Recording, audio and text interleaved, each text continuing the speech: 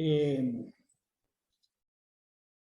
Comenzamos entonces con la clase de hoy. Buenas tardes nuevamente para todos, y hoy de nuevo que estamos incorporados. Fíjense, parece que hay algunos micrófonos que están abiertos por ahí. Esto que les estoy presentando ahora en pantalla, se los dejo unos instantes porque son consignas para hemos dicho que el 15% de la nota final de ustedes va a estar dada por la selección que vamos a hacer en los distintos jueves sobre la presentación de un seminario, ¿no es cierto? Este seminario debería ser con la pantalla abierta y mostrando, digamos, lo que ustedes han preparado con respecto a estos temas. Eso va a ser una selección al azar, ¿no es cierto? Así va a ser. Vamos a empezar livianito, digamos, el próximo jueves para ver cómo funciona. Y estas serían las consignas que ustedes deberían contestar, ¿no es cierto? Hacer, ver a ver cómo lo han preparado, mostrándolo en la pantalla. Y las mismas son las siguientes: buscar la diferencia que existe, bueno, por supuesto con los ejemplos correspondientes, entre vertebrados e invertebrados, ser enterón y pseudoserenterón, que consisten, simetría radial versus la bilateral, con los ejemplos correspondientes, exoesqueleto versus endoesqueletos, ¿a qué se llama eso? Marsupiales versus placentales y respiración braquial versus traqueal. Eso sería lo que ustedes deberían preparar para el próximo jueves, entonces, ¿no es cierto? Y nosotros vamos a seleccionar al azar a algunos de ustedes que estén presentes para que haga la presentación correspondiente, ¿no es cierto? Bueno, eso sería para el próximo jueves. Y el siguiente jueves ya tienen material de lectura. Acá están los enlaces los cuales estaría el material disponible. El primero es un libro de entomología bastante básico, bastante práctico, que básicamente está todo lo que vamos a ver durante el transcurso del curso. No es necesario que se preparen todo el curso, pero sí que tengan una idea de qué consiste ese libro, cuáles son los temas que trata el mismo. Más que un libro es un apunte, ¿no? Bastante práctico, como les decía. El segundo es un artículo en una revista Hola. Un artículo en una revista Natura sobre el tema de las medusas, básicamente, ¿no es cierto? Bueno, que es uno de los que vamos a tratar hoy. Entonces está acá las consignas para el próximo jueves y estas son para el jueves 16 de octubre, con respecto a lo que son los seminarios. Reino animal,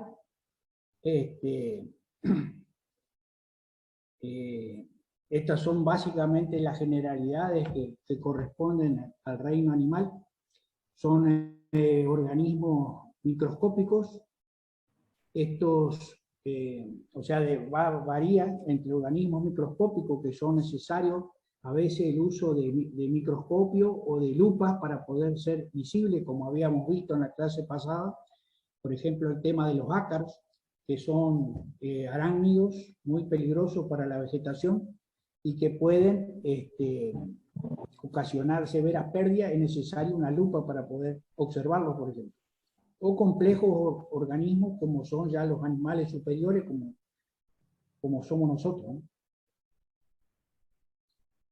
Bueno, el reino animal se considera que tuvo un origen hace 500 millones de años, en el período cámbrico, incluso en el precámbrico se considera en algunos casos.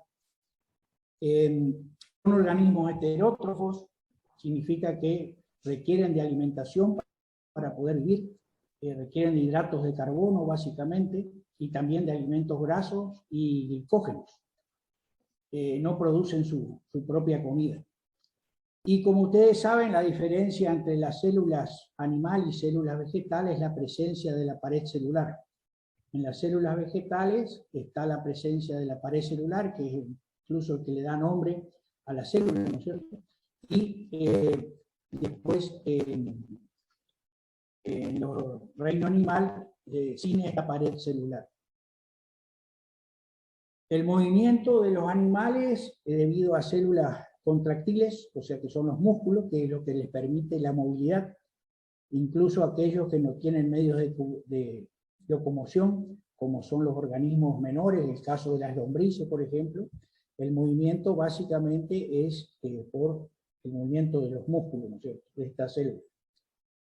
Y la reproducción es bastante variada, pero básicamente la reproducción sexual entre macho y hembra es la que mayor frecuencia tiene dentro del reino animal. Aunque hay algunos que son partenogenéticos, o sea, que producen, se autofecundan y producen individuos iguales a la madre, digamos, por lo tanto son tipo clonación, porque no está son idénticos a la madre que le da origen. El reino animal, como dijimos, su origen es en los protistas. Habíamos dicho que en el periodo cámbrico o precámbrico, de acuerdo a los fósiles que se han encontrado, y se estiman unos 500 millones de años, ¿no es cierto?, la existencia de los animales sobre la Tierra. Y se clasifican estos dos grandes grupos: invertebrados, que básicamente está constituido por la mayor cantidad de artrópodos, que es el 90% de los invertebrados, y dentro de esos artrópodos, el que mayor grupo, cantidad de especies que tiene son los insectos. Los insectos básicamente va a ser el motivo de estudio, o el motivo principal de estudio de este curso, porque son aquellos que son organismos perjudiciales básicamente para los vegetales, ¿no es cierto?, que es nuestro tema. Y los vertebrados, que son aquellos que tienen huesos articulados y están unidos a un esqueleto, ¿no? Que también hay algunos que son plagas para algunos cultivos, pero básicamente son en menor proporción que en el caso de estos insectos o arácnidos, que son de menor tamaño y generalmente producen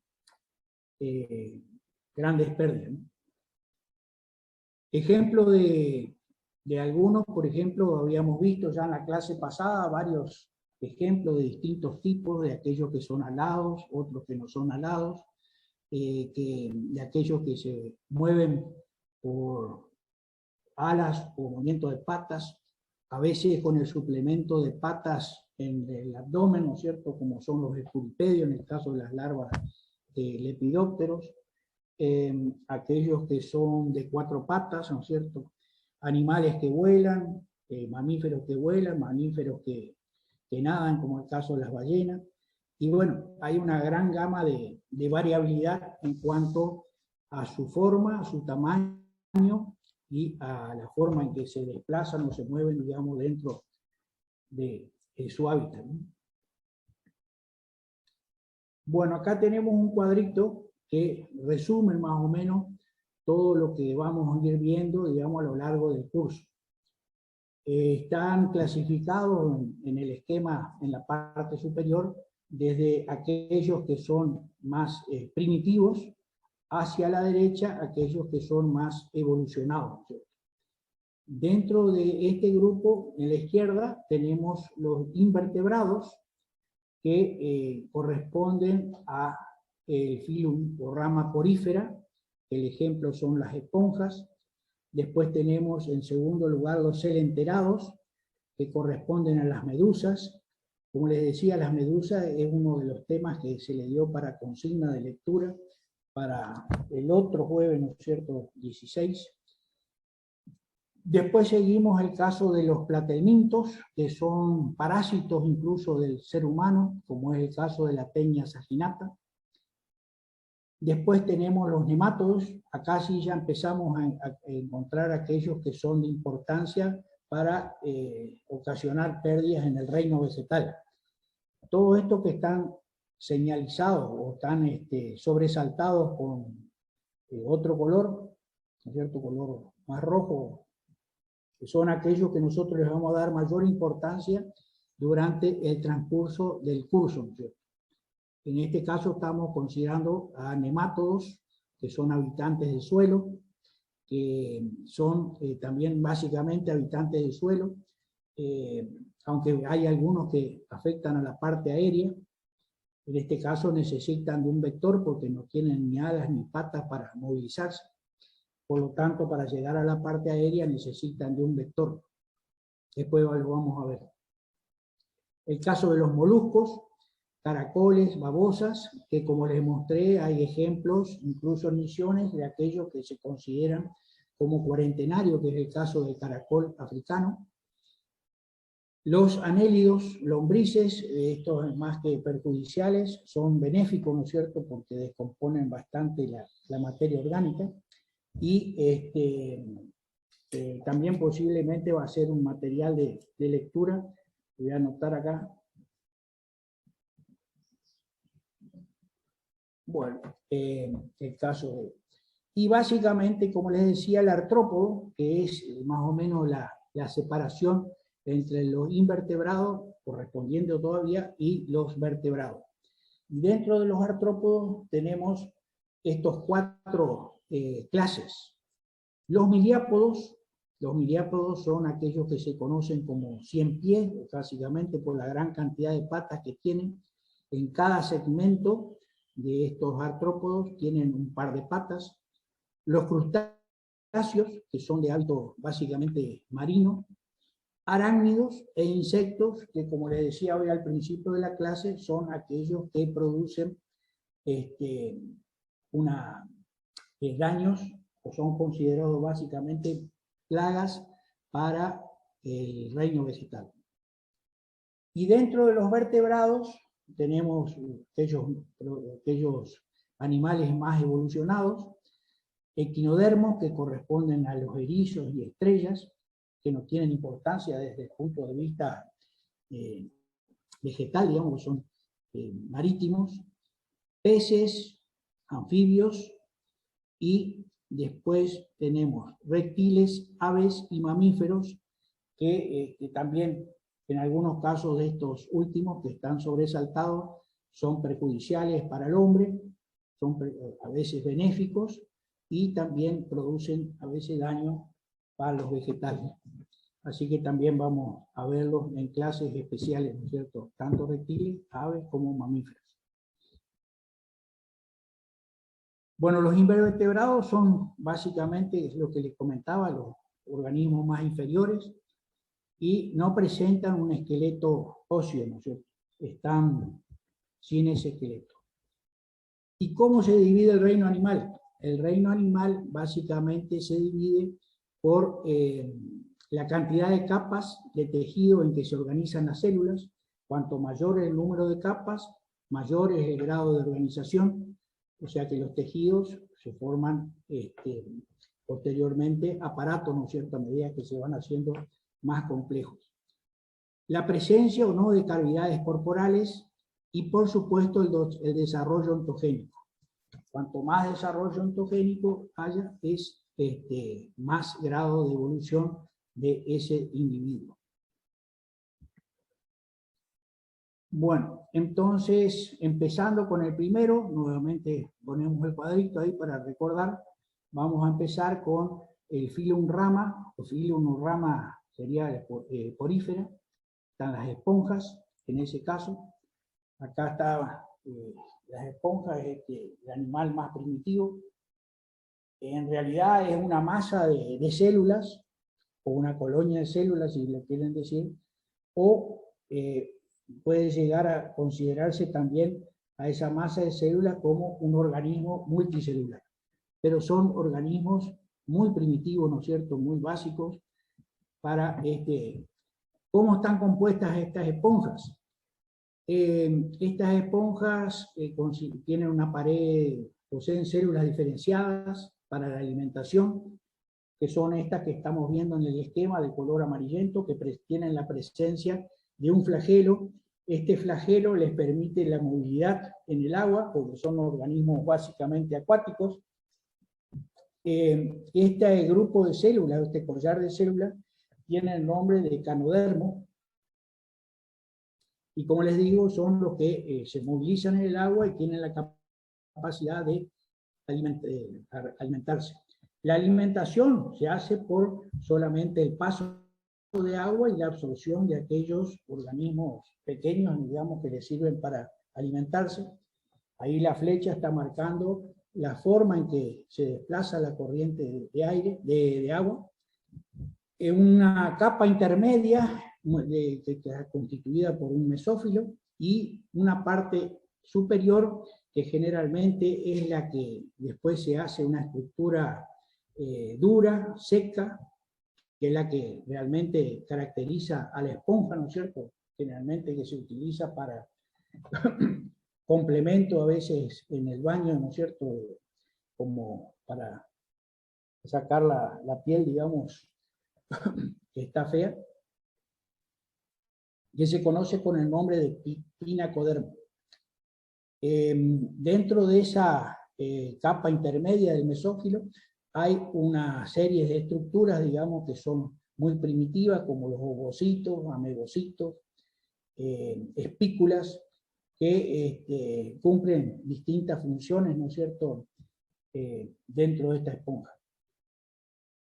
Pero básicamente lo que tienen que recordar es que tienen células flageladas, que son el canodermo, que es la que les permite la movilidad y también les sirve para su alimentación.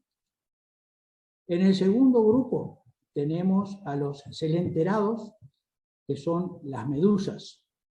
Estas medusas, también conocidas con el nombre, en algunos casos, de aguas vivas, aquellos que han tenido oportunidad de ir a veces a alguna playa en el mar, habrán visto, digamos, la presencia de estas medusas sobre la playa, que se conocen como aguas vivas, y que generalmente segregan una sustancia que es venenosa, ¿no es cierto?, como un mecanismo de defensa, pero también es urticante para el humano, ¿no es cierto?, que está en contacto con él.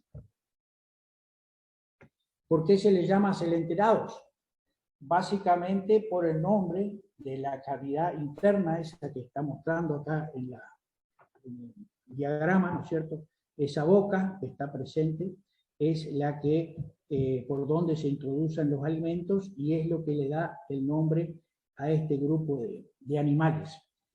Tenemos de dos tipos, ¿no es cierto? Los tipos medusa, que son de forma cónica, y los tipos pólipos, que son de forma más cilíndrica. Todos estos animales que estuvimos, estos animales primitivos que estuvimos viendo anteriormente, son de forma básicamente radial. Su simetría es radial. Y dentro de esta simetría tenemos las hidras, los corales, las medusas básicamente, y los pólipos, que generalmente se depositan sobre piedras, o sea, son más bien fijos. Las medusas generalmente son móviles, se van moviendo a través de los movimientos del agua. Bueno, como les decía, tienen unas células, nematoblastos o nematocistos, las cuales, al ser excitadas como una forma de defensa, segregan un veneno que es altamente urticante, y a veces les permite paralizar a sus agresores o a las presas. Ya les digo, en el humano también es muy irritante para la piel, ¿no? Y la reproducción es sexual, externa y dioica, o sea que tienen los dos sexos, digamos, en individuos separados. Bueno, una de las cosas que se debe tener en cuenta ustedes para cuando tienen algún contacto con medusas, no sé si alguno sabe cómo se debería tratar eso para evitar, digamos, tratar de disminuir lo máximo posible la irritación, que es bastante dolorosa según parece. No sé si hay alguno que tiene como... ¿Agua caliente, profe? ¿O no? Vinagre no se usa para neutralizar, no sé si son ácidos lo que produce el nematocisto. Sí, bueno, el vinagre es una de las alternativas. La misma agua de mar generalmente también se puede utilizar para pasar sobre la piel, Generalmente ponen agua fría, pero, o sea, hielo, pero no es lo conveniente. El vinagre sería, incluso para todo lo que sea urticante. Después vamos a ver que dentro de los lepidópteros hay esto que se llaman tipo taturanas, ¿no es cierto?, que tienen esos pelos urticantes. También el vinagre es una de las recomendaciones para disminuir los efectos, ¿no es cierto?, de la irritación o de la toxicidad que producen esos pelos, ¿no? Así que recuerden eso si algún momento tienen esa experiencia bueno, es difícil que vayamos al mar con una botellita de vinagre, pero bueno, hay que tenerlo en cuenta, ¿no? Profe, ¿pero es mortal la picadura de eso? No. Es muy irritante, eso sí, pero mortal no. Así que no vas a tener problemas. Bueno. Generalmente en las playas, cuando hay una gran cantidad, una gran población de estas aguas vivas, como se les llama, generalmente clausuran esas playas hasta que pasen. Esto es bastante pasajero.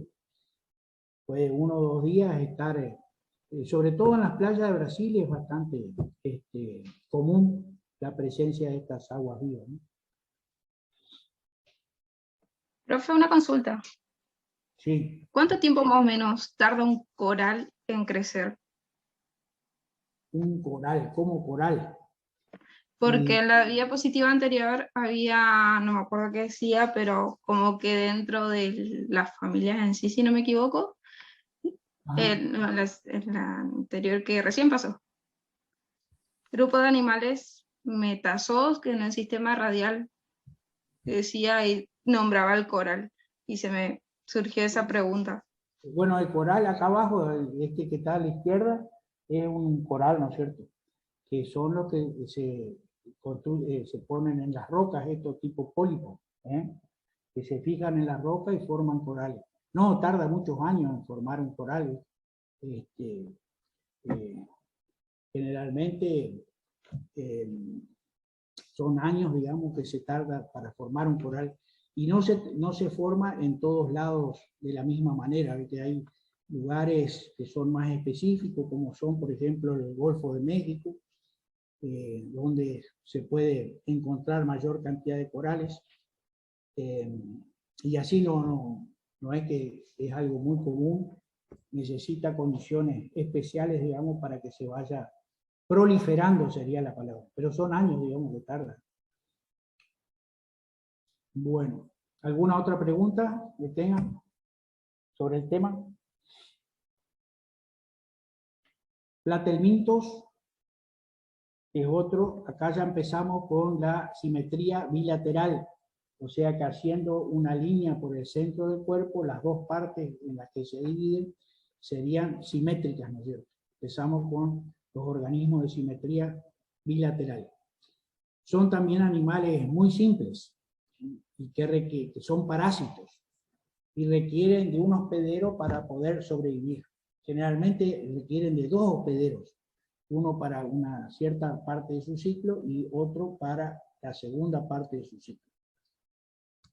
Como ya si ustedes ven esta figura en el centro, digamos, ya se puede distinguir una cabeza y una especie de cola, ¿no es cierto?, en la parte de abajo. Ya empieza a tener una cierta forma.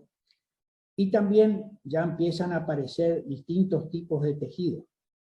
Es como presencia de ecto, meso y la endodermis. O sea, en una organización muy simple, pero ya se empiezan a observar la presencia de órganos. Tienen un sistema de excreción y de reproducción, que es lo que hace que se vayan multiplicando.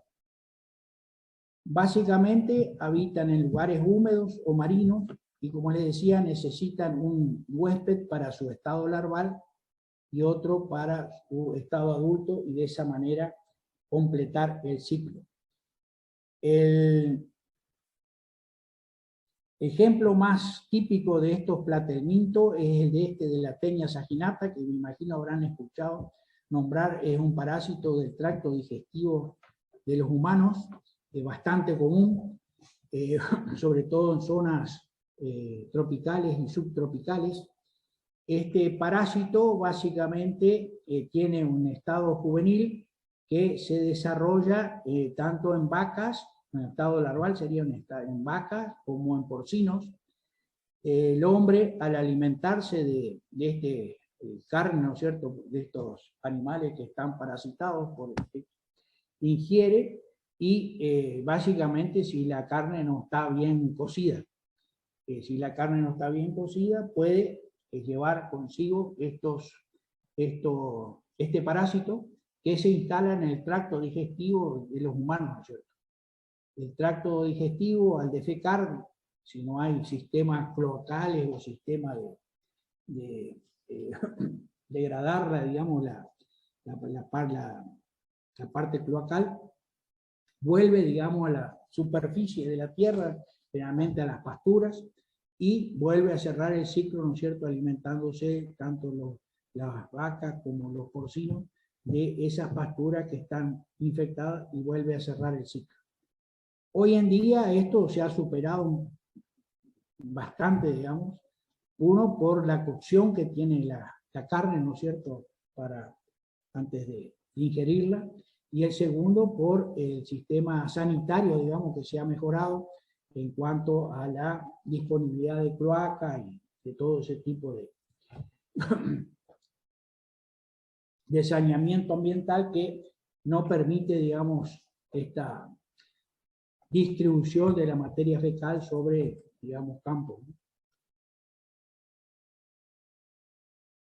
Bueno, pasamos al siguiente, que creo que son los anélidos, ¿sí? Los anélidos, la lombriz que está habitando en la tierra, mientras que aquellas que son habitantes de agua son las sanguijuelas, que generalmente sirven como carnada para pesca, ¿no? O sea, aquellos que son pescadores generalmente la han de utilizar, ¿no?, para ese tipo de uso. Bueno, acá empiezan a aparecer los segmentos. Los segmentos son aquellas formas del cuerpo que nos van a acompañar desde acá en adelante con estos órganos que son más bien primitivos, hasta los insectos y los arácnidos, que están constituidos por segmentos. Son gusanos cilíndricos, ¿no es cierto?, con la presencia de estos segmentos, de cuerpo blando, también de simetría bilateral, donde se puede observar la presencia de una cabeza, ¿no es cierto?, con la boca, que le permite ya su alimentación, una parte sobre que se denomina clitelo. Este clitelo es un lugar por donde deposita los huevos, digamos, sobre todo la deposición de huevos. Bueno, la presencia de los anillos y también la finalización del tubo digestivo en el ano. Acá tenemos una lombriz en forma natural, ¿no es cierto?, con bien marcada la presencia de... la mayoría son hermafroditas, o sea que tienen los dos sexos en el mismo cuerpo, digamos, y la fecundación es interna, y ponen huevos, ¿no es cierto? Pero en algunos casos sí hay ejemplos de reproducción sexual con apareamiento entre los dos sexos, pero básicamente son hermafroditas. Hay unas 13.000 especies y que su clasificación está dada por la presencia de quetas.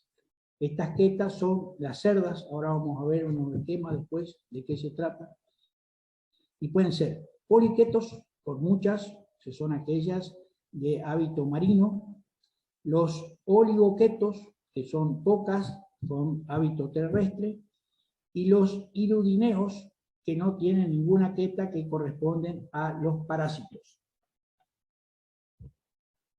Estas quetas que son aquellas que están relacionadas a la movilidad. Habíamos dicho que los músculos son, en el caso de las lombrices, las que permiten su movilidad, pues no presentan ningún miembro de locomoción. Y se manejan básicamente por las quetas. Las quetas son estas que están marcadas en este esquema acá, de un lado y del Y acá también ya se puede observar la presencia de una cavidad corporal y ya la presencia de algunos organismos, digamos, o órganos, como el caso de Nephridium, que es como si fuera el riñón. Hay una presencia de una cutícula en la parte superior que está envolviendo a una epidermis, y hay una organización de los tejidos más evolucionada, digamos, que los anteriores. Y la presencia de estas tetas que ayudan en la movilización, ¿no es cierto?, para el desplazamiento de las lombrices. Hay un aparato intestinal, como habíamos dicho, un aparato digestivo que comienza en la boca y termina en el ano de estos individuos. Acuérdense que las lombrices no producen daño, básicamente, pero sí son benéficos, ¿no es cierto?, porque descomponen la materia orgánica. Por lo tanto, son al revés, ¿no es cierto?, de lo que es considerado una plaga. Son considerados benéficos. Y hay uno que son las lombrices californianas, que generalmente son muy buenos degradadores de materia orgánica y que a veces se utilizan para para producir, digamos, tierra que se utiliza para la siembra, sobre todo de verduras y de flores, básicamente, ¿no es cierto?, Bueno, ¿qué es el celoma? Bueno, el celoma es una cavidad general del cuerpo de los animales y no tiene comunicación con el exterior y está lleno de un líquido celomático. Esto, para que ustedes se hagan una idea, es cuando uno aplasta, digamos, algún insecto, alguna cucaracha, una cosa, ese líquido que sale es el líquido celomático. Acá tenemos entonces una división en distintos, según cómo está ordenado estos tejidos, digamos, dentro de los organismos. Tenemos los acelomados, que pueden ser ecto, afuera, meso en el medio, y endodermis, con una cavidad digestiva. El caso típico, o sea, el ejemplo, son los platemitos, las tenias. Los pseudocelomados, en este caso tenemos el ectodermis, el mesodermis, después tenemos pseudocelomas y posteriormente viene la endodermis. Esto es lo que les decíamos al principio, que la forma en que se van interrelacionando los distintos tejidos es lo que va dando un grado de evolución. Acá el endodermis está después del pseudoceloma o de esa cavidad pseudocelomática. Y posteriormente viene la cavidad digestiva, que es el caso típico de los nematodos. Y los celomados, acá tenemos el ectodermis, en este caso el celoma, envuelto por la mesodermis, lo más organizado, posteriormente la endodermis con la cavidad digestiva. Y ahí ya se encuentran aquellos organismos un poco más evolucionados, como son las lombrices, los anélidos, los moluscos, los artrópodos, que son básicamente lo que vamos a ver durante el transcurso de este curso.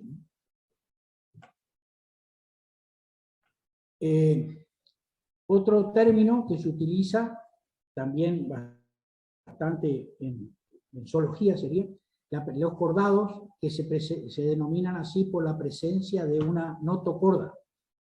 ¿Qué es la notocorda? Es una especie de varilla semirrígida, ¿no es cierto?, como si fuera la columna, de naturaleza celular y cubierta por una vaina de naturaleza celular y cubierta por una vaina fibrosa. Esto se extiende a lo largo de todo el cuerpo, entre el tubo digestivo y el sistema nervioso central, y es lo que le da una cierta consistencia al cuerpo. O sea, es como si fuera la columna vertebral, o sea, un eje esquelético. Eso sería lo que se conoce con el nombre de notocorda.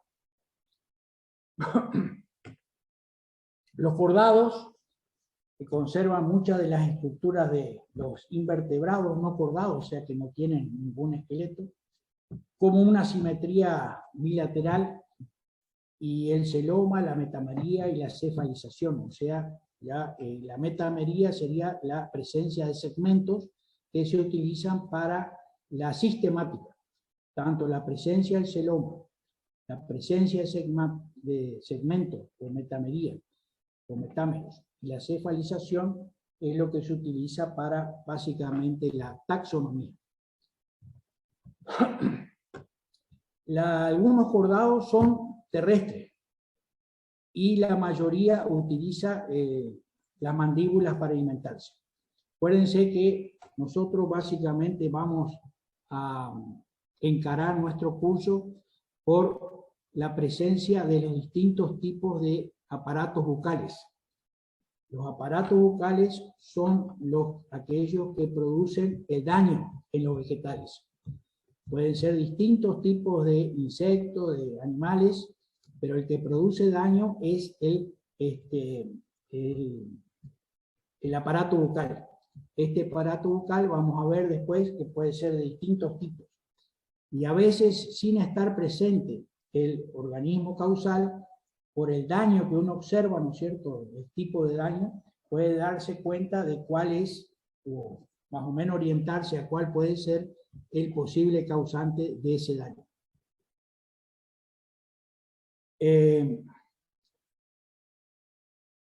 Bueno, los cefalocordados y los urocordados forman una banda pegajosa, como si fuera moco, como si fueran los caracoles, que extrae el alimento de las corrientes de agua que pasan por su sistema filtrador. Es un poco lo que vimos en el caso también de la esponja, ¿no es cierto?, y de las medusas, que se alimentan por esa especie de filtro que tienen. Y hay 3 subfilos que se caracterizan por tener estas 4 características que están más abajo: la notocorda, las hendiduras faríngeas, el cordón nervioso y la cola postanal. La notocorda, ya lo vimos anteriormente de qué se trataba, ¿no es cierto?, como si fuera una especie de columna vertebral. Las hendiduras faríngeas, que no tienen una función muy específica, pero están relacionadas a la parte de la respiración, como se dice su nombre, ¿no es cierto? Pero no tienen un papel significativo en todo ese proceso que es la respiración. Vamos a ver que la mayoría de los insectos, su aparato respiratorio se encuentra en el abdomen y no en la cabeza, ¿no? Así que eso está un poco relacionado a esto que estamos hablando, ¿no? El cordón nervioso tubular, que está derivado del ectodermo, sería como si fuera el sistema nervioso de todos los animales, y es un poco el que rige, digamos, su comportamiento. Y la cola postanal, que todos los cordados poseen esta cola, que es una prolongación del posterior del cuerpo, y que se extiende más allá del ano. Salvo los humanos, todo el resto de los animales tienen esta cola postanal, ¿no es cierto? Bueno, y ya entrando más en tema, pasamos a la unidad taxonómica, la especie. Ahí, mientras estábamos viendo que se vayan conectando a los distintos alumnos, he visto que si ustedes van a escribir su nombre como escriben, o sea, si escriben el nombre de los insectos como escriben su nombre, me parece que van a surgir varias especies, ¿cierto? Porque veo que ponen el apellido con mayúscula, el nombre con minúscula, lo cual sería como si fuera una nueva especie, ¿cierto? Generalmente la unidad taxonómica es la especie, y la especie está constituida por 2 partes. La parte del género, ¿no es cierto?, que va con mayúscula, y la parte de la especie que va con minúscula. Ahora vamos a ver algunos ejemplos. La unidad taxonómica, como le decía, es la especie. La especie, conjunto de especies forman género, los conjuntos de género forman tribus, los tribus forman familias, posteriormente vienen superfamilias, y así se forman los órdenes. Acá órdenes está sobresaltado en colorado, porque es al nivel que nosotros vamos a trabajar. Si ustedes conocen o pueden distinguir distintos órdenes, estos órdenes van a estar relacionados a distintos aparatos bucales y a distintas formas de actuar de estos insectos. Por lo tanto, nosotros, si ustedes reconocen estos niveles a nivel de órdenes, es porque pueden estar reconociendo cuáles son los peligros potenciales que ocasiona cada uno de estos órdenes. Conjuntos de órdenes forman clases, las clases forman superclases, y ahí sí pasa a ramas o filium, y el conjunto de ramas o filium constituyen el reino animal. Que sintetizado es un poco lo que vimos en los esquemas estos que les fui presentando en cuanto a las divisiones de invertebrados y vertebrados. Acá unos términos que son interesantes porque básicamente significan lo mismo, pero según sea el rubro donde uno se encuentra, varían, ¿no es cierto? Por ejemplo, para los vegetales se reconoce al nombre como una variedad. Es, por ejemplo, el grupo en que se divide la especie, en el que se distinguen ciertos caracteres secundarios, pero que se mantienen en el tiempo, o sea, permanente. Por ejemplo, vamos a suponer las lechugas. Las lechugas todas son lechugas, pero hay distintas variedades de lechuga: la mantecosa, la tense, la de hoja ancha, la repollada. Esos son variedades. Las mandarinas, por ejemplo, mandarina es la especie, pero dentro de la mandarina hay un gran grupo de variedades. O sea, la palabra variedad se utiliza para diferenciar vegetales que son la misma especie, digamos, pero tienen alguna característica que las diferencia y se mantienen en el tiempo. En el caso animal se utiliza la palabra razas. Son el grupo en que se dividen algunas especies y cuyas características son hereditarias, digamos, a sus sucesores. Raza de perro, raza de vacuno, raza de porcino. O sea que ese es un término que se utiliza para los animales. Pero fíjense que todo está significando prácticamente ese mismo concepto, ¿no? Y en el caso de los microorganismos se conocen con el nombre de biotipos. Grupos de individuos que poseen la misma constitución hereditaria fundamental y también se replica en el tiempo, ¿no es cierto? Entonces, ese es el concepto que se utiliza para microorganismos. Bueno, ¿cómo se denomina la especie? La especie se denomina en forma binomial y latinizada. O sea que el nombre, como está marcado acá, tiene que estar el género escrito con mayúscula y la especie con minúscula, y sobresaliendo de alguna manera en el texto. Esto significa de que se puede utilizar negrita, como está acá, se puede utilizar cursiva, pero debe estar resaltado en el texto. Y esto es algo que generalmente en los informes técnicos se encuentra con muchas fallas, ¿no es cierto? Consideran o está mal escrito, no lo está resaltado en el texto, o no utilizan la mayúscula para el género, la utilizan para la especie, pero la forma correcta es así: género con mayúscula y especie con minúscula. En este caso es una persona, se ve que hicieron un homenaje a esa persona y su nombre está latinizado, Trichopoda giacomelli. El primero que la descubrió, o sea que la caracterizó a esta especie, es Blanchard, y después Guimaraes, otro técnico, otro investigador, en el año 71, hizo una revisión de esa especie y encontró alguna diferenciación, por lo tanto quedó así de esa manera la parte de la denominación correcta de una especie, ¿no?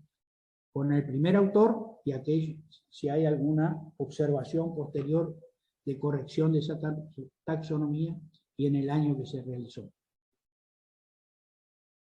Si usted hace un informe técnico, tanto para insectos como para plantas, como para otros organismos como hongos, bacterias, esta sería la forma correcta, ¿no es cierto? Especie de género en mayúscula, especie en minúscula, y aquellos que han descrito esa especie. ¿Qué es la ley de prioridad? La ley de prioridad es la que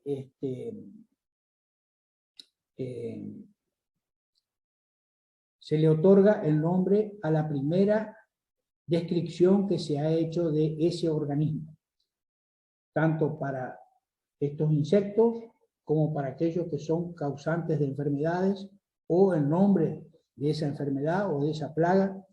Básicamente corresponde al primero que hizo esa disponibilidad o esa descripción. Todo lo que aparezca posteriormente que está referido a esa especie o a ese nombre de la plaga o a la enfermedad que produce, se conoce con el nombre de sinonimia. Eso son todos sinónimos que se dan a partir del primer nombre que se pone, que como les digo es la ley de prioridad. Hoy en día para la parte de insectos no es tan problemático este tema, pero sí para la parte de microorganismos como es hongo, bacterias, está habiendo toda una especie de revolución en cuanto a lo que sería la ley de prioridad, y que eso después lo vamos a ver cuando veamos la parte de protección. Pero en la parte de insectos o de organismos animales no está tan problemático el tema. Bueno, entramos ya más en tema. Zoología está diferenciada en la parte general y la parte especial. La zoología sería el estudio de animales, ¿no es cierto? Básicamente, zooanimal, zoología de estudio.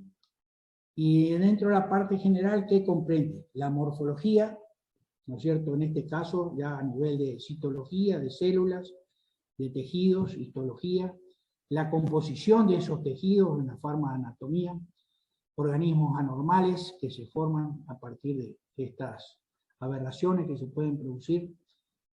Y la fisiología de los animales también está comprendido en la parte general, que estudia procesos vitales, digamos, de esos organismos, que incluyen tanto a la psicología como a la patología animal.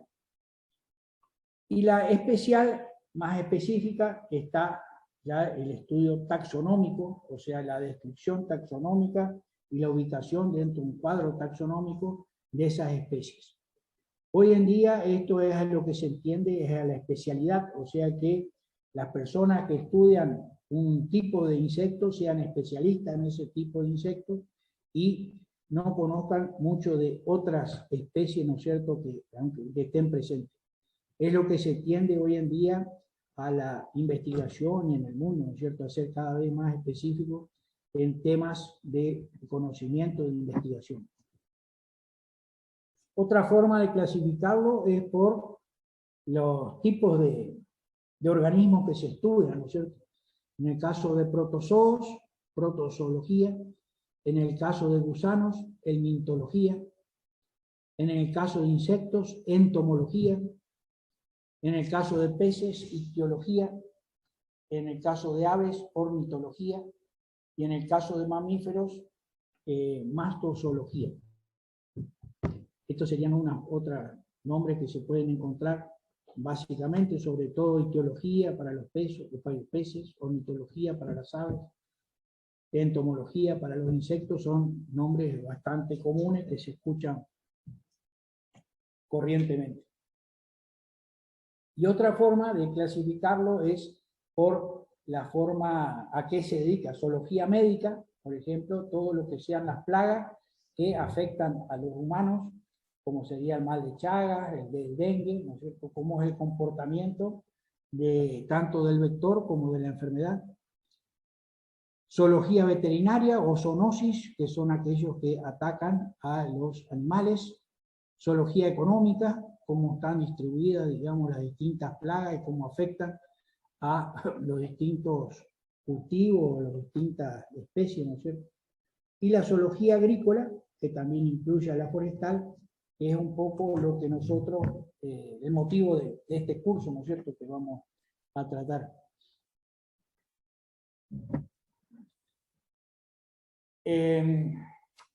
Básicamente, dentro del curso, como les decía, si es zoología agrícola, corresponde a todo lo que son aquellas plagas que afectan vegetales.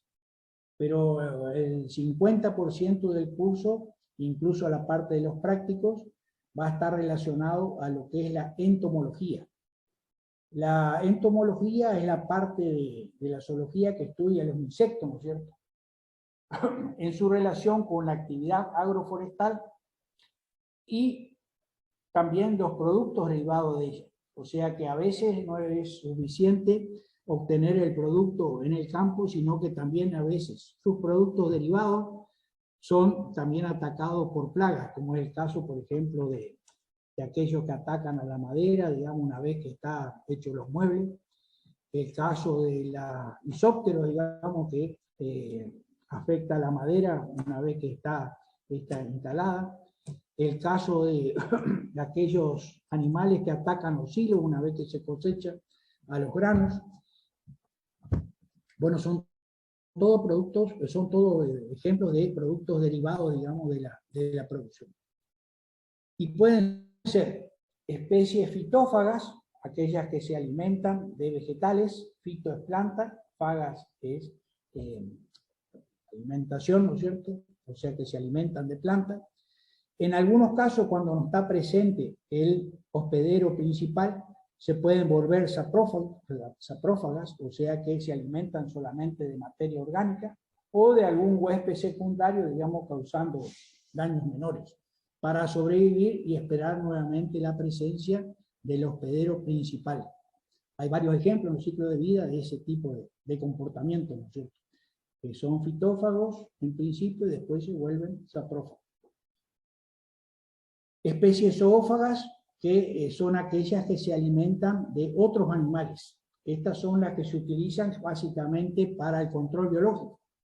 Son especies que tienen un aparato bucal masticador y son carnívoros por excelencia. Por lo tanto, se alimentan de esos, de otros individuos, ¿no es cierto?, que les sirven de alimentación. Especies xilófagas son aquellas que se alimentan de la madera, básicamente, como es el caso de los isópteros, ¿no es cierto?, de las termites, o también de aquellos larvas xilófagos, como son el taladro de la yerba mate, como es el taladro de los pinos, ¿no es cierto?, Sirenostylio. Hay varios ejemplos, digamos, en la zona que sirven para este tipo de ejemplos. ¿A qué se denomina plagas? Bueno, a nivel universal, plagas significa el ataque tanto de organismos animales como de microorganismos. Eso a nivel universal. Para la FAO, o sea, aquella que es la organización internacional que se encarga de todo lo que sea la producción de comida, Food Agricultural Organization sería el nombre. Plaga consiste en el ataque de algún insecto, de algún animal o de algún microorganismo que pueda afectar. En el caso de Argentina, la palabra plagas básicamente se refiere a esto que estamos hablando, ¿no es cierto?, al ataque de animales sobre algún cultivo. Es muy, muy específico del caso de Argentina. Incluye a las especies fitófagas, ¿no es cierto?, que en densidades poblacionales altas ocasionan pérdidas importantes de cultivos. Incluyen a vectores de enfermedades y también a organismos derivados, ¿no es cierto?, como son alimentos, libros, inutilizar ropas, como el caso de las porillas, por ejemplo.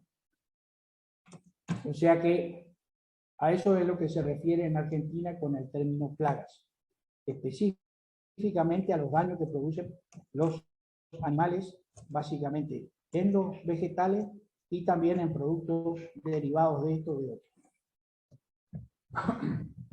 Tenemos dos tipos de acciones que tienen los insectos, unas que son negativas y otras que son positivas.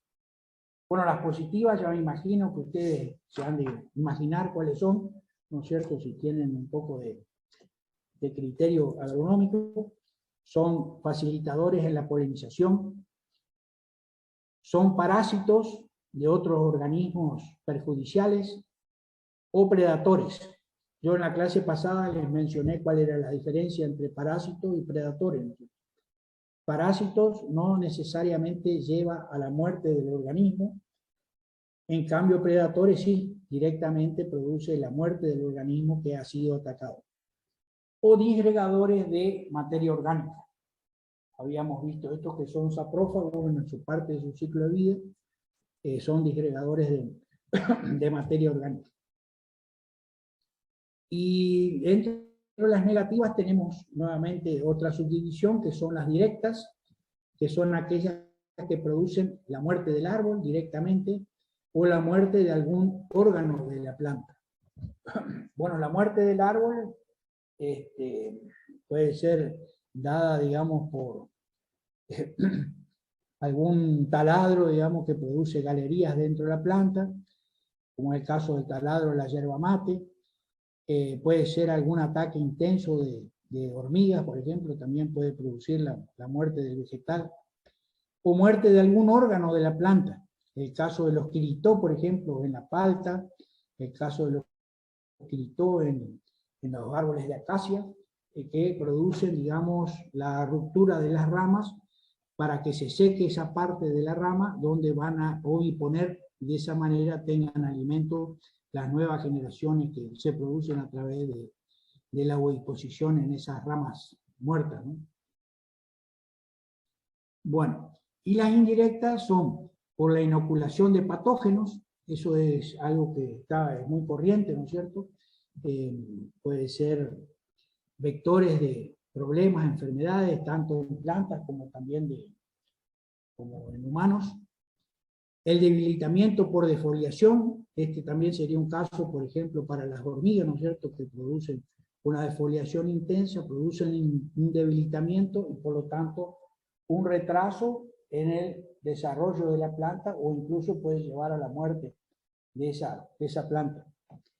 Y el debilitamiento por expoliación, esto estaría básicamente referido a aquellos que tienen aparato picador suctor, ¿no es cierto?, que están succionando savia, van produciendo un debilitamiento de la planta y también puede estar expuesta al ataque de otras plagas o de otras enfermedades a partir de ese debilitamiento.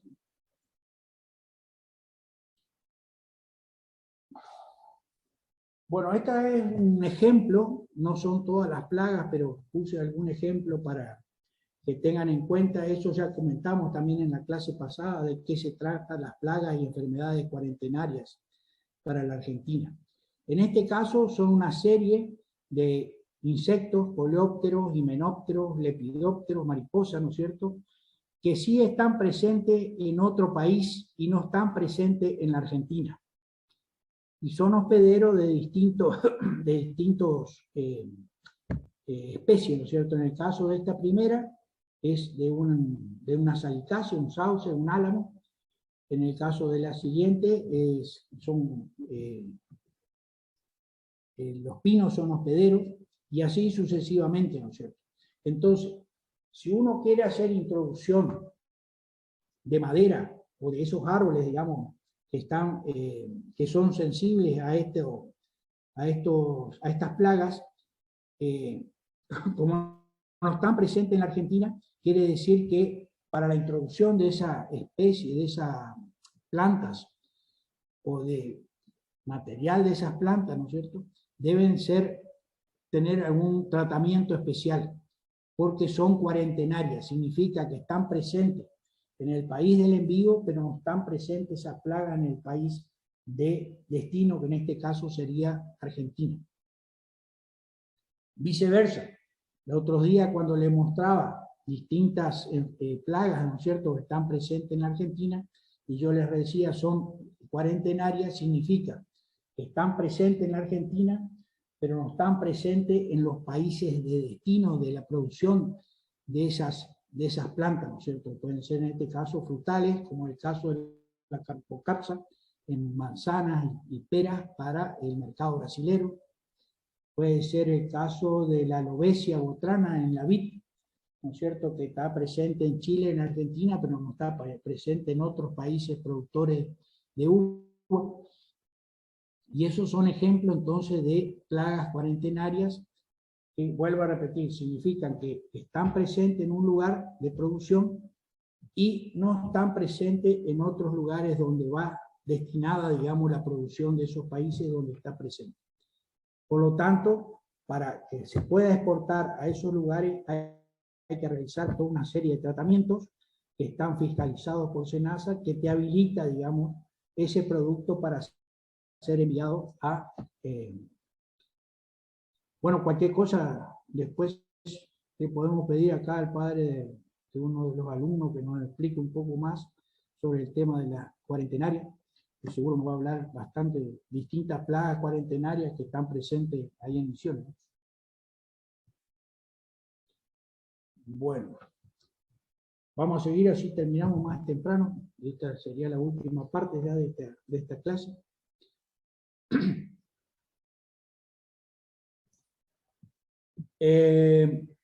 La morfología externa de insectos.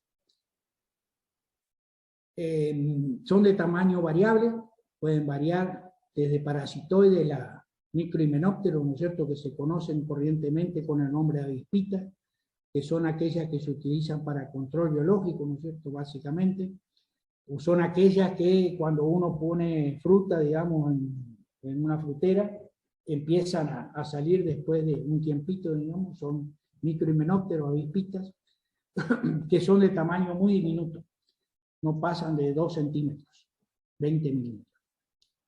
O de aquellas que son más grandes dentro de los insectos, que son las mariposas, que cuando tienen sus alas desplegadas, ¿no es cierto?, con una envergadura alar, ya pueden llegar hasta unos 25 centímetros de largo, ¿no es cierto?, con estas plagas que está desplazado.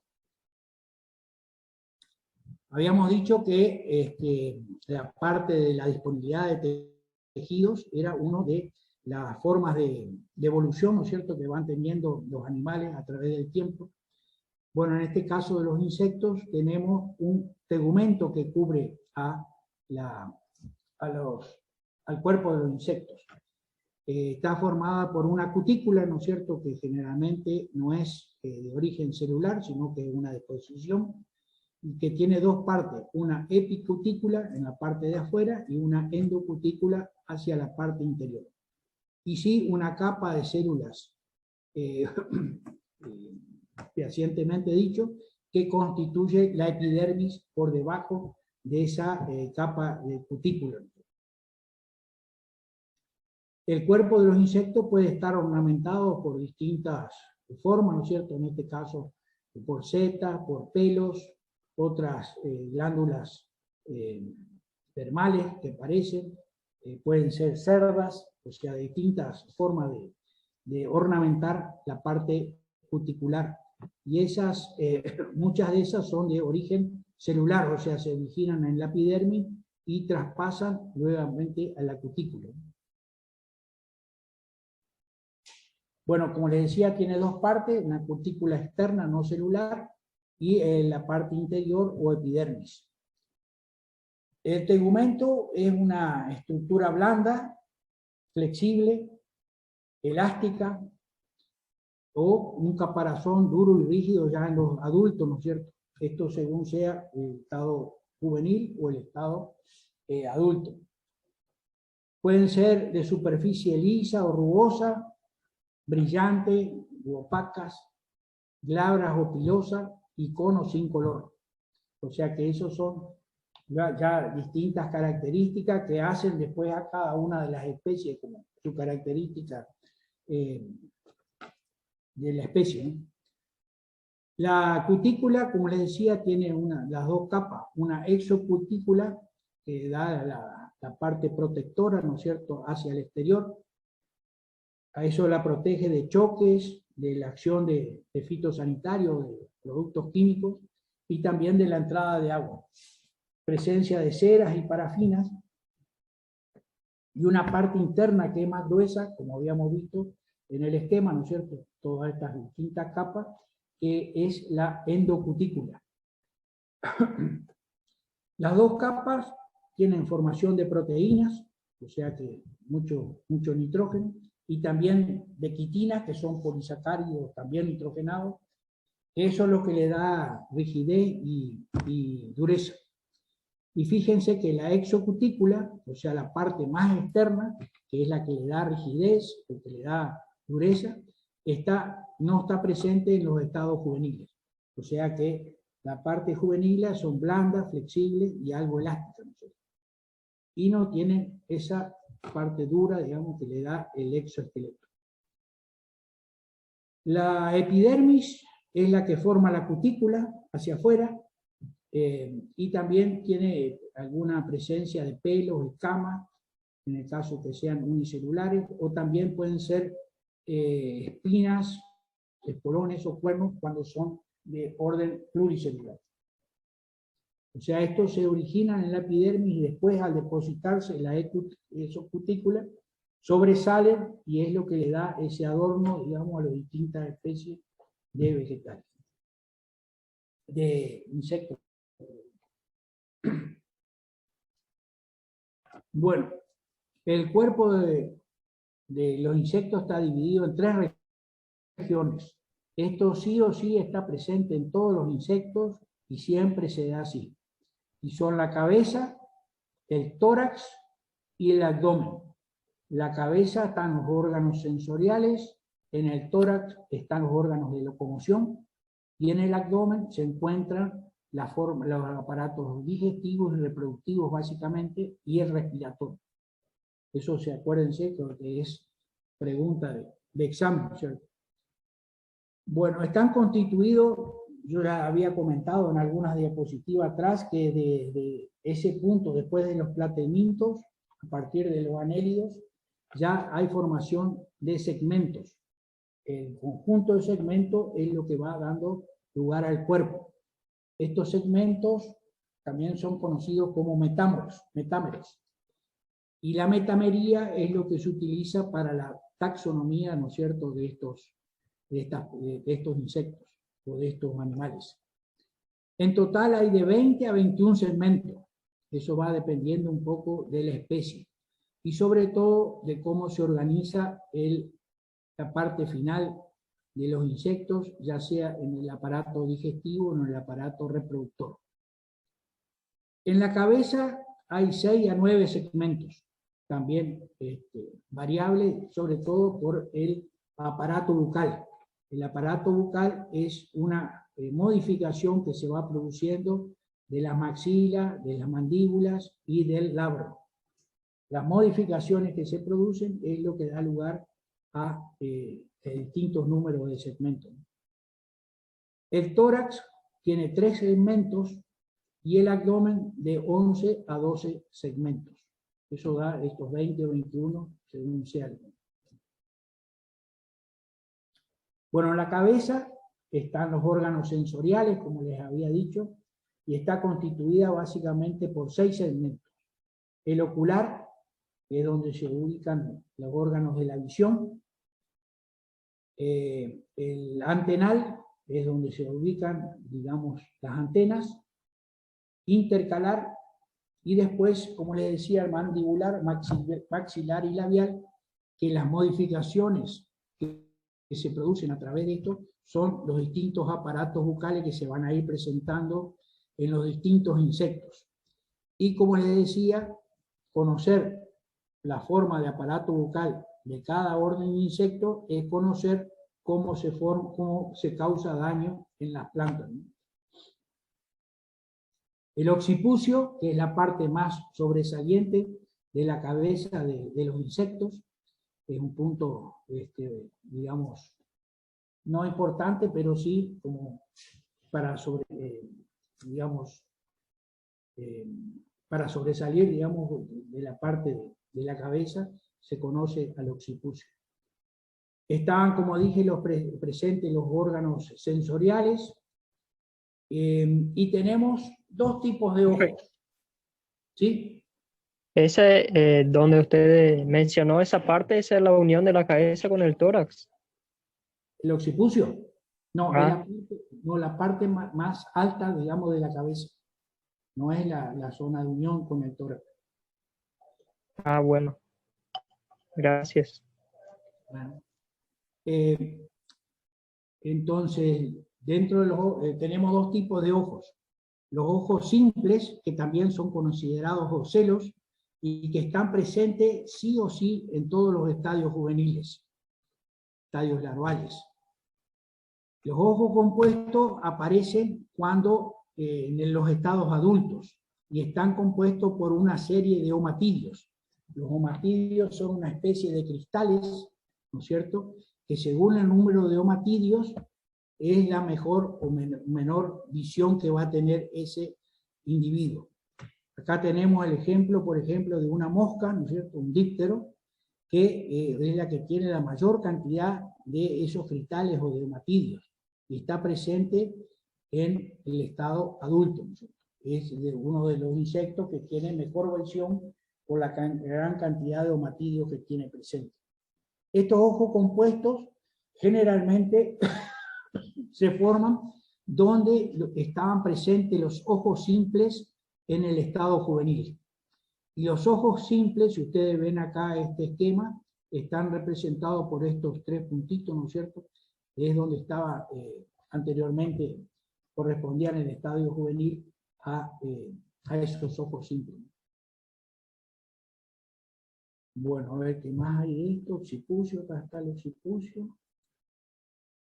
Bueno, la antena también cumple una función sensorial, tiene varias funciones, una función táctil, o sea, donde se va a ubicar posteriormente de acuerdo a eso, olfativas, auditivas, mediante el órgano de Johnston. El órgano de Johnston se encuentra en el escarpo, en la base, digamos, de la antena, es una función auditiva, y también en algunos casos cumple la función de prensil, sobre todo para los momentos de reproducción o de copulación, ¿no? Entre macho y hembra. La antena tiene tres partes, como habíamos dicho, una base que se inserta sobre la cabeza, digamos, en el segmento de la antena, un escarpo, que es una base digamos, de base que le permite orientación, ¿no es cierto?, y la parte visible, que es el flagelo. El flagelo está constituido por antenómeros, o sea, es la forma que se llama a estos segmentos en la parte de la antena. También estos antenómeros son motivos de taxonomía, ¿no es cierto?, diferencia taxonómica, sobre todo a nivel de especies, diferencia entre distintas especies. Y de acuerdo a la presencia o no, presencia visible, digamos, porque está presente siempre, pero presencia visible o no visible de las antenas, tenemos el caso de los criptocerados, que son pequeñas y apenas vestigiales, digamos, que si ustedes hacen los prácticos lo van a ver en el caso de los dípteros, ¿no es cierto?, que no tienen antenas prominentes, y en el caso de los gimnoserados, que son aquellas bien largas y visibles, como es el caso de los quiritó, por ejemplo, que la antena puede llegar a ser más larga que incluso que el cuerpo, ¿no? Acá tenemos los distintos tipos de antenas, pueden ser uniformes, en forma de masas, de martillo, forma plumosa, hacia un lado o hacia los dos lados, en forma fusiforme, distintos tipos este también es otra forma, filiforme, aserrada, con forma de serrucho, claviforme en forma de masas en la parte superior, pectinadas, plumosas, y así, ¿no es cierto? Cada especie generalmente tiene un tipo de antena que le da esa característica y es una característica que se utiliza básicamente para la parte sistemática. Bueno, entonces repito, en la cabeza están los órganos sensoriales, en el tórax los apéndices locomotoras, y está formado sí o sí por 3 segmentos, ¿no es cierto? El protórax, mesotórax y metatórax. Pro, mesa, meta. Protórax, mesotórax y metatórax. Bueno, acá ¿qué es lo que hay? Acá están presentes las patas, los insectos, acuérdense, tienen 3 pares de patas. Insectos, 3 pares de patas. Arácnidos, 4 pares de patas. En el caso de los insectos, cada par de patas está inserto en cada uno de estos segmentos que están presentes. Primer par de patas en el protórax, segundo par de patas en el mesotórax, tercer par de patas en el metatórax. Y también están presentes las alas, ¿no es cierto? Las alas están presentes en el mesotórax y en el metatórax. O sea, hay un par de alas en el tórax. El grado de nervación que van a tener las alas, ¿no es cierto? Va a dar una idea del grado evolutivo que tiene ese insecto. Aquellas alas que son con mayor cantidad de nervaduras son aquellas que tienen mayor grado evolutivo con respecto a otras que tienen menor grado de nervación, ¿no es cierto? Tenemos el margen anal, ¿no es cierto?, la parte que está contra el cuerpo y la margen apical, que es la parte externa, ¿no es cierto?, del ala. Acuérdense que habíamos visto en el caso de las cochinillas, o el caso de las hormigas, ¿no es cierto?, que hay algunos insectos que son ápteros. Áptero significa que no tienen alas. Y en el caso de los dípteros, casualmente este orden de insectos se lo conoce así por tener visible un solo par de alas. El segundo par está modificado como un balancín que solamente le sirve para nivelar su vuelo, ¿no es cierto?, pero no es funcional.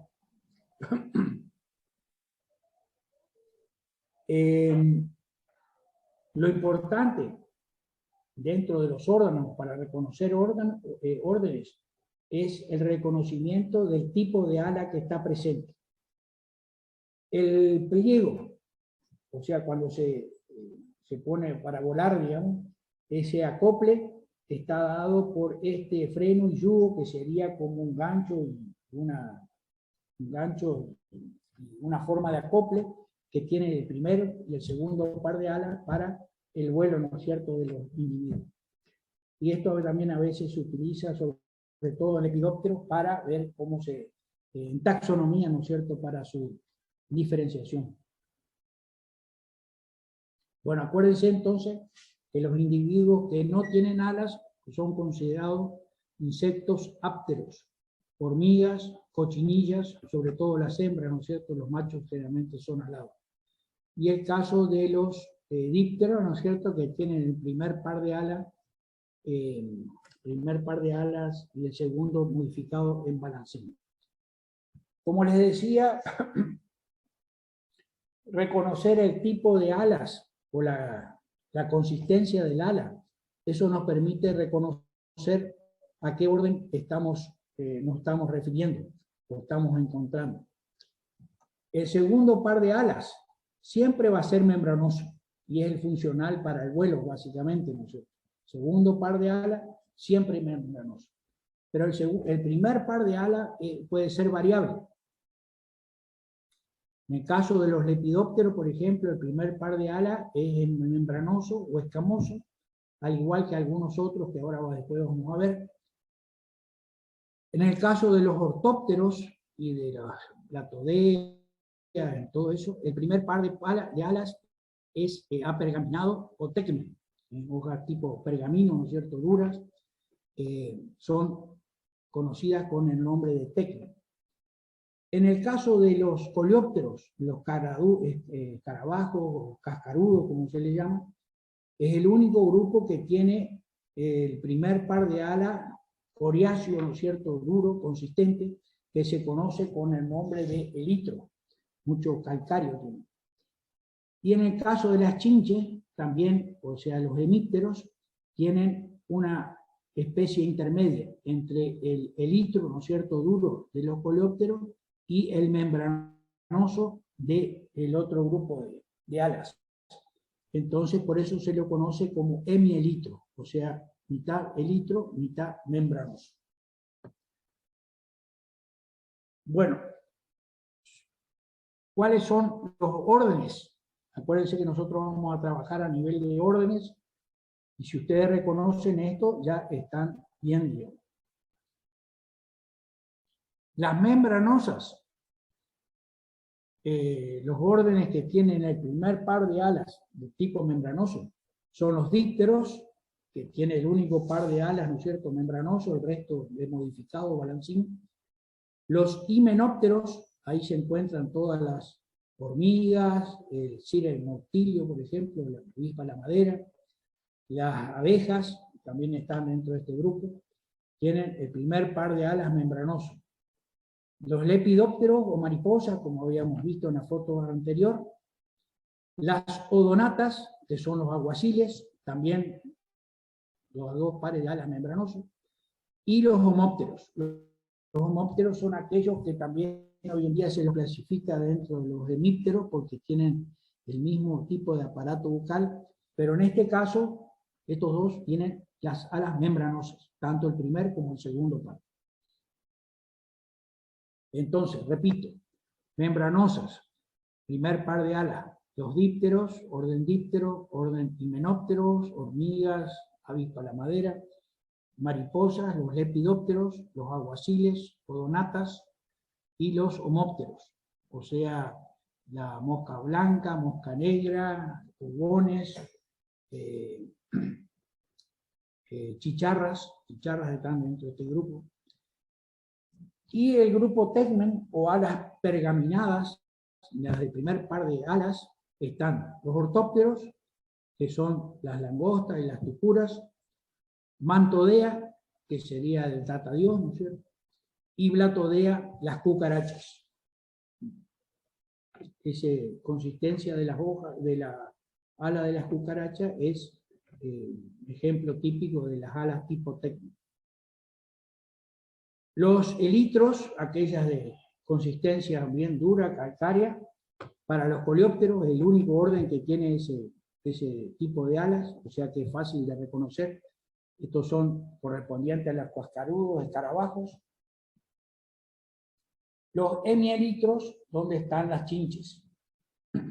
Hemípteros, donde están las chinches. Mitad elitro, mitad membranoso.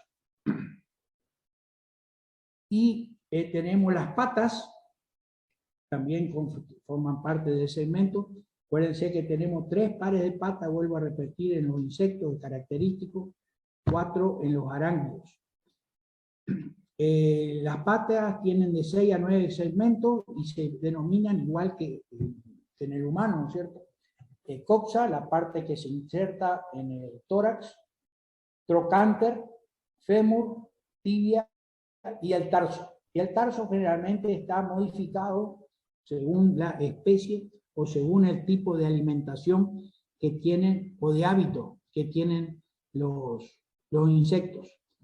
Tenemos, en este caso, son para agarrar, ¿no es cierto?, con una especie de garra, la parte modificada. Otros que tienen capacidad para hacer pozos, como el grillo topo. Ahora vamos a ver otro ejemplo. Y es posible, como les dije en la clase pasada, reconocer a larvas que cuando no así en este estado generalmente es difícil, pero por la presencia de patas falsas o escuripedios en el abdomen, aparte de las 3 patas que están presentes en el tórax, en el abdomen puede haber presencia de patas falsas. Esto nos permitiría decir que estamos en presencia de una larva de lepidóptero de mariposa. Esa se conoce con el nombre de patas falsas o escuripedios.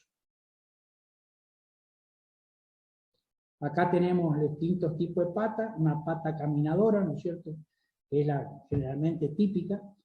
Generalmente los 2 primeros pares de patas son caminadoras y el tercero está adaptado, digamos, para el hábito que tiene por ejemplo, que tiene más desarrollada el fémur, que estaría habilitando para nado, ¿no es cierto? Hay algunas chinches que están especializadas como para dispersarse por el lago, tienen la pata nadadora, ¿eh? Otros que son ortópteras están adaptados para el salto, siempre el fémur es el que está modificado. En los grillos topos, donde está también como una especie de pala que le sirve para cavar, digamos, en la tierra y que tiene hábitos subterráneos, ¿no? Y así tienen los distintos tipos de patas. Y pasamos al abdomen, como la última parte de las 3 partes de insecto, que se conoce con el nombre de abdomen o urosoma. En este caso, los metámeros o los segmentos se conocen con el nombre de urómeros o urosomitos. Esto realmente se utiliza para la taxonomía. Los abdómenes pueden ser sesilados, o sea que se unen al tórax, digamos, en forma total, o pedunculados. En el caso de los pedunculados, como es el caso de los himenópteros, que tienen esa especie de, como tienen las avispas, ¿no es cierto?, que es la unión entre el tórax y el abdomen a partir de ese pedicelo, ¿no? Y acá es donde se puede haber una distinción entre lo que es el macho y la hembra, ¿no es cierto?, de acuerdo a la parte final del abdomen. Dentro de las funciones del abdomen, como les decía hoy más temprano, tenemos la función respiratoria que se da a partir de estos pequeños puntos o agujeritos, si quieren llamarlo, en el abdomen, que se conocen con el nombre de espiráculos. Estos espiráculos permiten el intercambio de oxígeno entre el interior del cuerpo y la parte externa del cuerpo. También está la función digestiva en el abdomen y, por supuesto, la función sexual.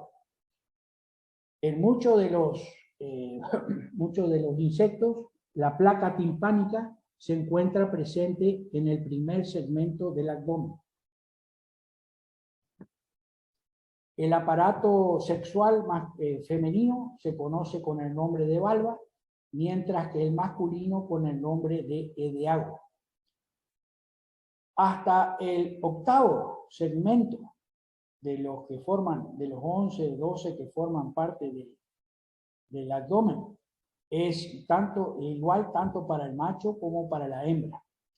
A partir del 8º en adelante comienzan a diferenciarse tanto el aparato sexual, sobre todo, y el aparato digestivo. En el caso de la hembra, muchos insectos, muchas especies tienen esta característica que caracterizan a las hembras por ser el ovipositor, o sea, la presencia de un órgano bastante visible, bastante duro, que es el que le permite oviponer, ¿no es cierto?, sobre todo en el suelo o en maderas, en lugares duros, por lo tanto es bastante consistente. Hay la presencia de un cerco, que sería esta especie de púa que sale acá, y el aparato digestivo termina en el recto y en el ano, tanto para la hembra como para el macho, ¿no es cierto? Bueno, Y llegamos a los aparatos bucales, que les vuelvo a repetir, conociendo el orden, se puede relacionar con los aparatos bucales, y conociendo los aparatos bucales, podemos decir de que conoce el tipo de daño que se puede realizar ese órgano. La mayoría de los estados juveniles tienen aparato bucal masticador. El aparato bucal masticador está compuesto básicamente por el labro, la mandíbula y la masila. Puede ser más o menos, digamos, consistente de acuerdo a el tipo de especie o de orden que estemos hablando. Pero la mayoría de los estados juveniles, que generalmente los estados juveniles son los que producen el daño en sí, están constituidos por aparato bucal masticador. En el caso de los lepidópteros de las mariposas, el aparato bucal, una vez que se transforma en adulto, se transforma en este chupador en esponja, ¿no es cierto? O probóscide, como se le llama. Solamente se alimenta de sustancias azucaradas, ¿no es cierto? No tiene mayor daño para las plantas. El caso de aquellos que son homópteros o hemípteros, como el caso de la chinche, tienen aparato picador suctor. El aparato picador suctor succiona la savia, por lo tanto va produciendo el debilitamiento de la planta, ¿no es cierto? Y con un doble canal por el cual succiona y por el otro inyectan toxinas, por lo tanto hace un doble daño, ¿no es cierto?, al vegetal. Dentro de este grupo están básicamente los homópteros, pulgones, mosca blanca, mosca negra, las chicharras, las cochinillas, los cílidos de la yerba mate están en este grupo. Y el problema de muchos de estos es que no solamente producen ese daño por la succión de savia, sino que también son vectores de otros problemas, ¿no? El mosquito también está dentro de este grupo, ¿no? Y hablando de mosquitos o dípteros, el aparato bucal de los adultos de los dípteros es un chupador en esponja. Este es como si una esponja, digamos, que se estira cuando se está alimentando, y generalmente es de lugares húmedos, ¿no es cierto? Entonces, el aparato bucal de los estados juveniles es masticador, pero al transformarse en adulto se vuelve chupador en esponja. Y lo mismo el caso de las abejas, ¿no es cierto? En el caso de las abejas, tenemos en el estado adulto, básicamente un lamedor, que esto le sirve para compactar, una especie de espátula, que le sirve para compactar, digamos, la miel. Por eso se lo llama lamedor. En el caso de los trips, que también es otro organismo que transmite virus, y al igual que los ácaros, que son arácnidos, el aparato bucal son raspador suctor, o sea, raspan la cutícula de los vegetales, dejan a disposición todos los organeles, digamos, de las células, y lo succionan. Esa es la forma en que actúa este tipo de insectos. Entonces, para ir terminando la clase de hoy, hacemos un repaso. Vuelvo a repetir que es importantísimo conocer el orden para de esa manera saber el daño que produce el mismo. Para conocer el orden es necesario conocer el tipo de ala, y conociendo el orden uno puede saber qué aparato bucal tiene y cuál puede ser el daño que produce. En el caso de los dípteros tenemos dos casos. El caso de las moscas, donde el estado juvenil es masticador, ¿no es cierto?, pero en el adulto se transforma en inofensivo, digamos, para los vegetales, chupador en esponja. Y tenemos el caso de los mosquitos, que también en estado juvenil, en estado se hace parte de agua, ¿no es cierto?, acuático, En el estado adulto es picador suctor. Tampoco produce problema para los vegetales, pero sí es un problema para la transmisión del dengue, ¿no es cierto?, en los humanos. El caso de los isópteres, las termites, estado juvenil masticador, adulto también se mantiene masticador, se alimenta de la madera, ¿no es cierto? Lepidóptero, mariposas, estado juvenil masticador, es una de las principales plagas, ¿no es cierto?, que hay en cultivos anuales de nuestra pradera pampeana. Todos los distintos tipos de larvas, de orugas, o isocas, como se lo conoce en estado juvenil, pero en estado adulto es inofensivo, se transforma en chupador en sifón.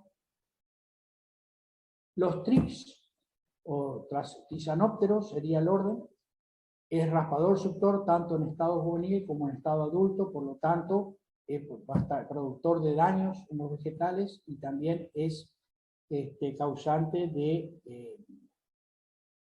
transmisor de algunos virus curiosos. Himenóptera, en el caso de las abejas, y en el caso de las hormigas.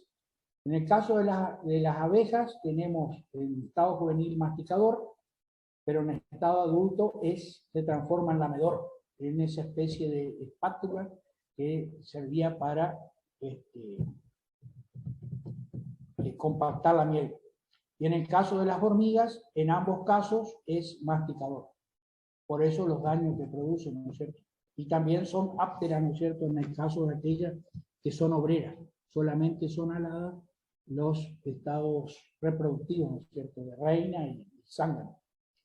Neuróptero, muy buen controlador biológico, las crisopas, con alas muy vistosas, muy nervuradas, por lo tanto tienen un estado evolutivo bastante avanzado. En ambos estados, juvenil y adulto, el aparato bucal masticador. Las odonatas, las libélulas o aguaciles, como son, viven cercanos al agua. En ambos estados, en el juvenil o en el adulto, es masticador. Los coleópteros o cascarudos son aquellos que tienen las alas coriáceas, ¿no es cierto?, elitro. En ambos casos tienen aparato bucal masticador, tanto en estado juvenil como en estado adulto. Algunos de estos son también buenos controladores biológicos porque son carnívoros 100%, como son las vaquitas de San José, de San Antonio.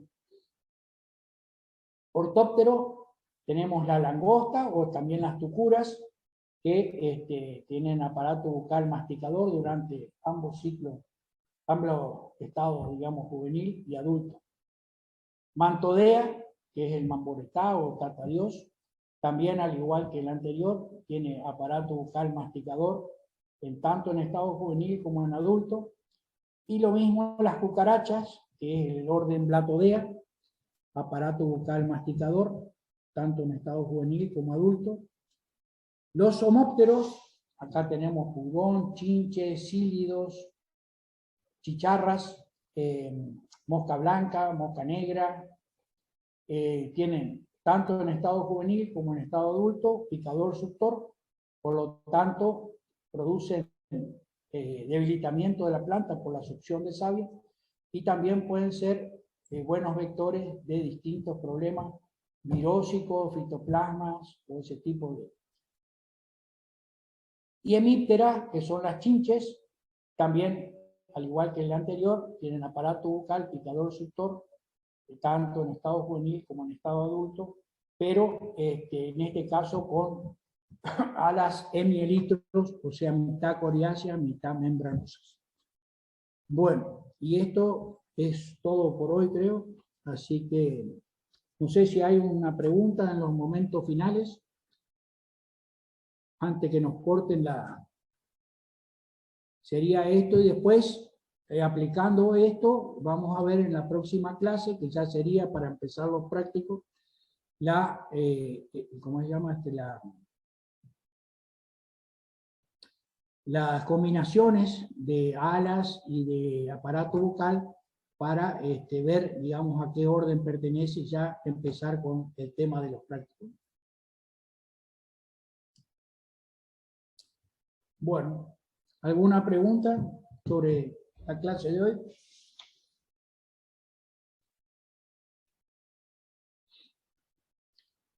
Están todos durmiendo, parece. Bueno, ¿se escuchó al final o no se escuchó? Sí, profe, se entendió re bien. Sí, profe. Ah, bueno, está bien. Buenísimo. Bueno, Excelente acuérdense, clase, sí. acuérdense las consignas entonces que dejamos para eso para el jueves de la semana que viene. Y acuérdense de contestar la encuesta esa que hizo Delia. Así organizamos el tema de los prácticos. Que eso es algo importante, digamos, para que puedan reconocer esto que estamos hablando a nivel de órdenes y a nivel de aparatos bucales, que les vuelvo a repetir, conociendo eso se sabe el daño que puede ocasionar a las plantas o que ha ocasionado a las plantas y cómo reaccionar en ese sentido, ¿no? Bueno, si no hay preguntas entonces, Profe, ¿sí? las consignas para la próxima clase, ¿se subiría al aula o no? Las consignas para la próxima clase, yo las di hace... Del trabajo. Igual yo se las voy a pasar a Delia para que la suba a la clase, tanto de las preguntas para la próxima, eso es más livianito, digamos, como para empezar y ponernos a tiro. Eso está para el primer jueves, son preguntas que, o sea, distintas situaciones que contrastan una con otra para que respondan. En el caso de que nosotros les preguntemos a aquellos que sean seleccionados para mostrarlo, digamos, tienen que mostrar en pantalla cuál es el trabajo que hicieron y contestarlo. Así es un poco lo que habíamos quedado al principio. Sí, ahí uno de los chicos, Juan Pedro, pregunta si hay que hacer una presentación en PowerPoint. PowerPoint no, solamente, bueno, ver que hayan trabajado algo sobre el tema, ¿viste? Es como ustedes quieran, ¿viste? Hacerlo, ponerlo en un Word o ponerlo en PowerPoint, es lo mismo. No es una presentación de 10 minutos, tiene que ser para contestar eso y ver a ver cómo responde. Profe, ¿y en papel se puede hacer también? ¿Cómo? En papel, sería en hojas. Sí, podría hacerlo. Mientras me muestre algo, no podría hacerlo en cualquier lado. Bueno, el caso de Chesani, Bueno, profe. por lo menos no se acostó porque sigue todavía la cama bien tendida.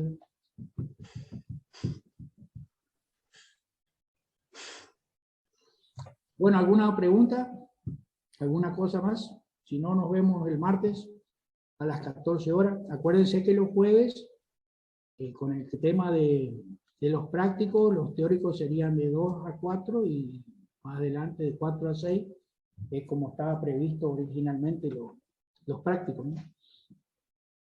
Pero bueno, por eso queremos organizar a ver cómo seguimos.